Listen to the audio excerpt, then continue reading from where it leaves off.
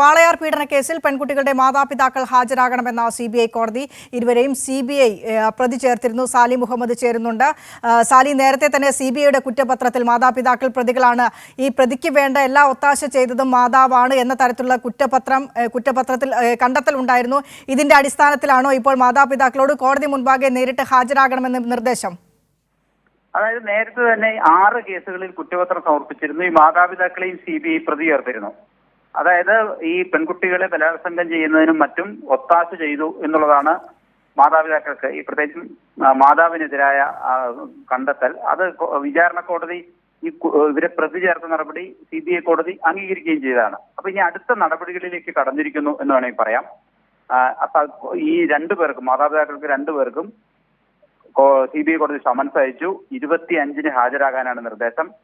അതായത് ബലാത്സംഗത്തിലുള്ള പ്രേരണാ കുറ്റം അടക്കം ഇവർക്കെതിരെ ചുമത്തിയിരുന്നു. അതിൽ കുറ്റവിചാരണയിലേക്ക് കടക്കുന്നു എന്നുള്ളതാണ്. പക്ഷേ നമുക്കറിയാം, ഇന്നലെ ഇവര് ഹൈക്കോടതിയെ സമീപിച്ചിട്ടുണ്ട് സിബിഐയുടെ നടപടിക്കെതിരെ. ഞങ്ങളെ പ്രതി ചേർത്ത നടപടി നിയമപരമല്ല എന്നുള്ളതായിരുന്നു ഇവരുടെ ആവശ്യം, പരാതി. അതുകൊണ്ട് തന്നെ അതിൽ ഏപ്രിൽ 1-ലേക്ക് കോടതി വാദം കേൾക്കാൻ വെച്ചിട്ടുമുണ്ട്. അതിനുശേഷമാണ് ഏപ്രിൽ 25-നാണ് ഹാജരാകാൻ സമൻസ് അയച്ചിരിക്കുന്നത്. അപ്പം ഈ ഹൈക്കോടതി വിധി അനുസരിച്ചിരിക്കും തുടർ കാര്യങ്ങൾ. ഹൈക്കോടതി ഇവരെ കുറ്റപത്രത്തിൽ പ്രതി ചേർത്ത നടപടി ഹൈക്കോടതി സ്റ്റേ ചെയ്യുകയോ റദ്ദാക്കുകയോ ചെയ്താൽ ഹാജരാകേണ്ടി വരില്ല. പക്ഷേ ഇപ്പോഴത്തെ സാഹചര്യത്തിൽ എന്തെങ്കിലും സ്റ്റേ ഇല്ലെങ്കിൽ 25-ന് ഇവർ പ്രതികളായി ഹാജരാകേണ്ടി വരും. ഇവർ ഇരകളുടെ വേഷത്തിലായിരുന്നു ഇക്കാലം അത്രയും പുറത്തറിയപ്പെട്ടിരുന്നത്. സ്വന്തം കുട്ടികൾ കൊല ചെയ്യപ്പെട്ടവരുടെ മാതാവ് എന്നല്ല, പക്ഷെ ആ കുട്ടികളെ ബലാത്സംഗം ചെയ്യുന്നതിന് ഒത്താശ ചെയ്യുകയും പ്രേരണ നൽകുകയും ഒക്കെ ചെയ്ത പ്രതിയാണ് ഈ വാളയാർ അമ്മ എന്ന് അറിയപ്പെടുന്ന ഈ മാതാവ് എന്നുള്ളതാണ് പ്രശ്നം. അത് കോടതി ഗൗരവത്തിലെടുത്തിട്ടുണ്ട്. അതുകൊണ്ട് തന്നെ ഇവർക്ക് നോട്ടീസ് അയച്ചു, സമൻസിലേക്ക് കടന്നിട്ടുണ്ട്. 25-ന് ഹാജരാകണം.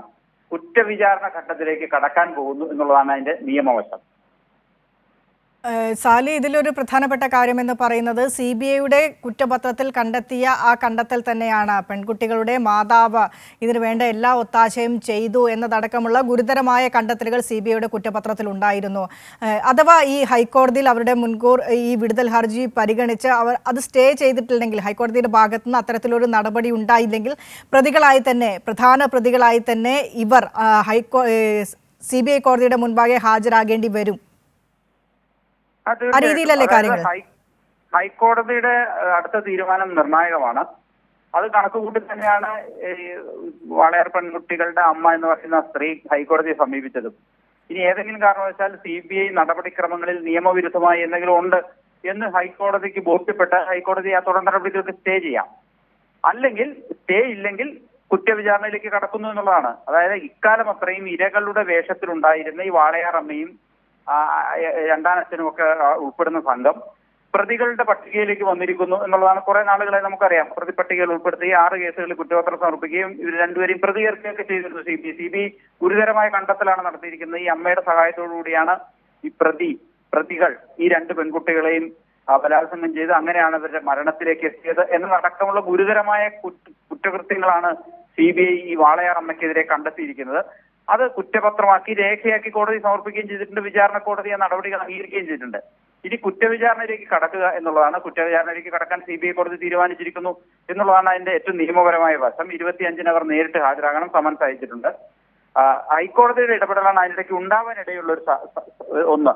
അത് പക്ഷേ ഇവരുടെ ഹർജിയിൽ ഇവർ ആരോപിക്കുന്നത് ഈ സിബിഐയുടെ നടപടി നിയമപരമല്ല,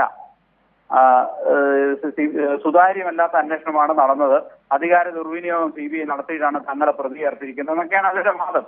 അതിന്റെ കണ്ടന്റിലേക്ക് മെറിറ്റിലേക്ക് ഹൈക്കോടതി കടന്നൊരു വാദം നടത്തി ഒന്നുകിൽ ഈ തുടർ നടപടി സ്റ്റേ ചെയ്യാം, അല്ലെങ്കിൽ ഇവരുടെ ഹർജി തള്ളാം. ഹർജി തള്ളിയാൽ ഇവർ 25-ാം തീയതി ഹാജരായി അവർ കുറ്റവിചാരണ ഘട്ടത്തിലേക്ക് പ്രതി പട്ടികയിൽ വന്ന് കുറ്റവിചാരണ ഘട്ടത്തിലേക്ക് കടക്കേണ്ടി വരും.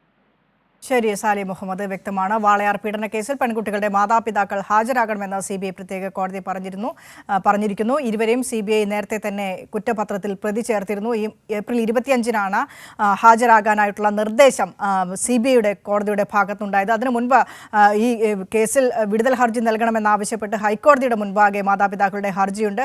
ആ ഹർജിയിൽ ഹൈക്കോടതിയുടെ ഭാഗത്തുനിന്ന് ഒരു തീരുമാനം വരുന്നതിന് മുറയ്ക്ക് പ്രതിയായി ഇവർ സിബിഐ കോടതിയുടെ മുൻപാകെ ഹാജരാകേണ്ടി വരും എന്നുള്ളതാണ് ഈ കാര്യത്തിലെ പ്രധാനപ്പെട്ട ഒരു വസ്തുത എന്ന് പറയുന്നത്.